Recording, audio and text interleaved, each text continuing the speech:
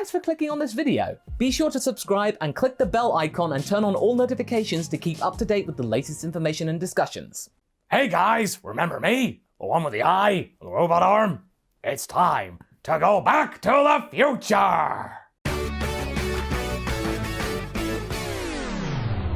Hey guys, MasakoX here. Now you're probably wondering why I'm in a different place right now. Well, it's because of that.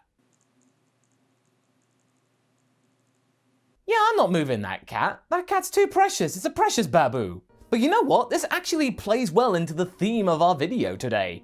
Today, we're going to a different place. A place which is kind of similar, but also something we need to touch upon. Much like the History of Ranch video. Now, it's been a while since we touched upon the what-if story concerning one of Vegeta's minions. And we're not talking about Raditz here. We're talking about Nappa. Had Nappa been saved and joined Goku's side, we would have had a rather compelling story about a Saiyan who had come to terms with their lot in life and surprisingly didn't sire any children.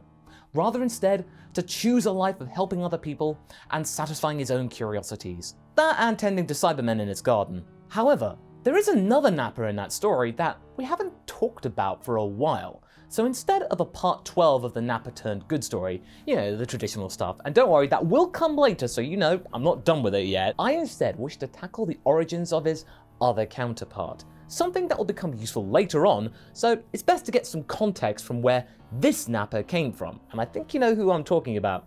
That is, of course, Future Nappa! Much like with most characters, stick the word future before their actual name. Yeah, you're most likely to get some kind of positive spin on them, as well as a little bit of extra popularity. You got Future Trunks, you got Future Gohan, you kinda got Future Zeno. There's something so mystical about the future in that we do not know what it is, and they know everything about us. It's rather captivating, so to have someone come back and enlighten us in a way that is catastrophic, or at least a little bit interesting for our timeline, as well as finding out the stability of the continuum, is pretty cool.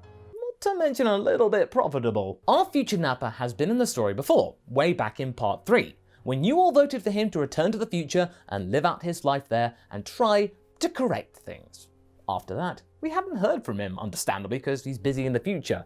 So now, before we go there and see how the Future Nappa deals with Goku Black and the like, we need to find out what happened to him to get where he is now and how he ended up down an eye and an arm. Let's cast our minds back to the moment where it all started. This whole shebang, the history of Nappa.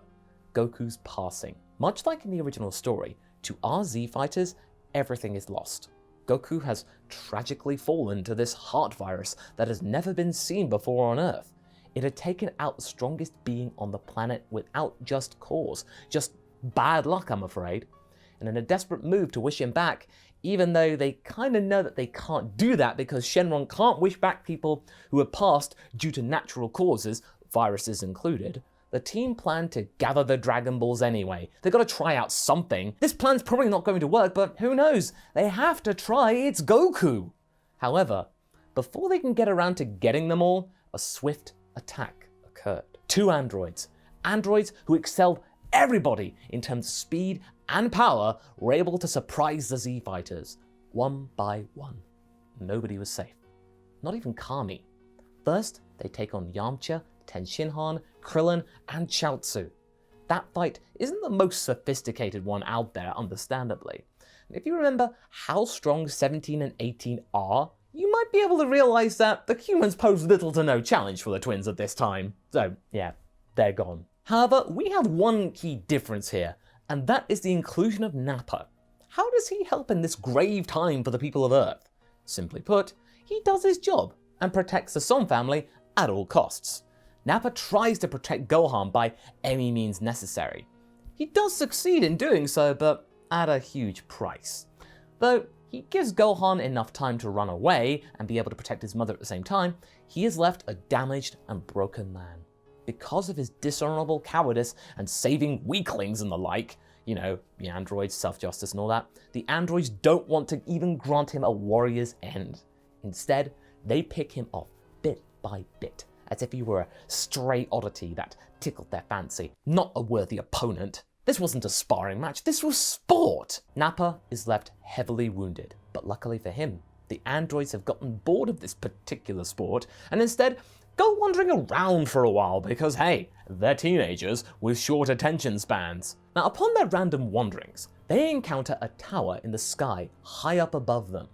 They fly up it for ages and ages and ages, ignoring the likes of Corrin, and end up at a weird place, what we know as the Lookout. In this timeline, Dr. Gero made sure to have the knowledge of the place programmed in them due to Kami's extra involvement. It's really vital here, and it's also rather cool because 17 and 18 won't pass the opportunity to check their might against a deity. Oh man, I'm stronger than a deity, isn't that so cool, sis? Kami isn't that much of a challenge for the androids at this time, as he hadn't wished himself to become young yet. So they surprise him completely and dispatch of him in next to no time. In even less time, in fact, rendering the Dragon Balls, unfortunately, useless. Back down on the ground, Nappa is clinging onto consciousness, and it's a miracle that he ends up staying that way. He ends up getting saved by Yajirobe, and is then taken to Capsule Corp, where Bulma tries to stabilize him. And the good news is that at least, he's getting a Zenkai boost, and it's a pretty big one at that. Probably the biggest one that he's ever had. But, yeah, unfortunately, not even a Zenkai boost, no matter how broken it may be, can grow an eye and an arm back. In just a few short hours, the entire world has been turned upside down for all concerned. Gohan is, rather understandably, very shaken by everything that's happened in such a short space of time. But Nappa does his best to console the young boy, despite his own injuries. The Saiyan promises that he will take care of him, and together, they will find a way to take out their revenge on the androids. For everyone. Despite all the chaos that is going on around the world, Bulma isn't going to let down one of her friends and allies, especially since he's now, the strongest guy on the planet and the best chance for salvation for them. She manages to make him a high-tech prosthetic arm. That takes some time to get used to, but Nappa embraces it. Even though he had been humiliated by these two punks, he had friends in high places, they didn't. And he was back in the game, now with more power than ever. This was just a setback. They'll get these goons taken out, they'll go back to Namek again, and wish on the Dragon Balls to start bringing back normality here. But this isn't going to be easy though. These two beings are in sync, so to get their wits beaten, it's gonna have to be something that Nappa cannot do alone. And so for the better part of 13 years, they are battling against these two, Nappa and Gohan. While Nappa is pretty bitter about the loss of Master Kakarot, he is able to use these emotions to great effect. Thusly, and obviously, he soon unlocks the Super Saiyan transformation. He is aware that the only way that they might even stand a chance against 17 and 18, he has to pass that knowledge to Gohan while they're training. Now Gohan has potential, he can see it clear as day, but do they have the time in which to get Gohan up to speed with a transformation, or is this just an exercise in vain? However, Nappa has many more duties to attend to now he's effectively the Guardian of Earth. He needs to keep both Chi-Chi and Bulma safe, as the latter has just recently given birth to Bra, because she and Yamcha knew that he would probably have to sacrifice himself for the greater good, and yeah, it's not a thing that Nappa is used to particularly, being a protector of a world instead of being the one to tear it apart like he was back in the day. Especially when that world's already broken. All of this takes Nappa back to his relative youth. Some flashbacks to the days of Planet Vegeta spring to mind, and makes his outlook on the whole situation much more grim. Luckily, somehow, he is able to convince Chi-Chi that training Gohan is their only chance at survival, and she reluctantly agrees. Even though she wanted Gohan to become a scholar, it's become quite clear in recent times that soon there may not be any more schools in which to learn at, so, you gotta help one with the other.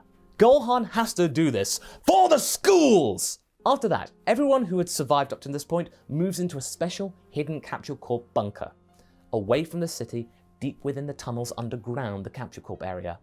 With Bra born, Bulma had become much more protective of everyone, and Nappa used his knowledge of past conquests to figure out what might be the best course of action for survival, and this bunker pretty much fits the bill. In a specially made gravity room, harvested from all the bits and pieces from the one upstairs, Nappa and Gohan trained for years and years. Finally, 13 years pass, and we are now in age 780. Gohan and Nappa have gotten very close, almost forging a father-son-like relationship. Down below, they have kept an ear out for any major attacks nearby where the androids may be vulnerable, and where they might stand a small chance at winning against them. So when they hear about an android attack at Superworld, they decide to act. It's not that far away. They are both noticeably stronger than Future Gohan and Future Trunks were in the original special, thanks to all of their preparations underground. Thanks to Nappa's experience in the field, and Bulma's rationale alongside said musings, plus her daughter's growing engineering smarts as she gets older, it seems that they might just win this time, despite the fact that they can't sense their energy.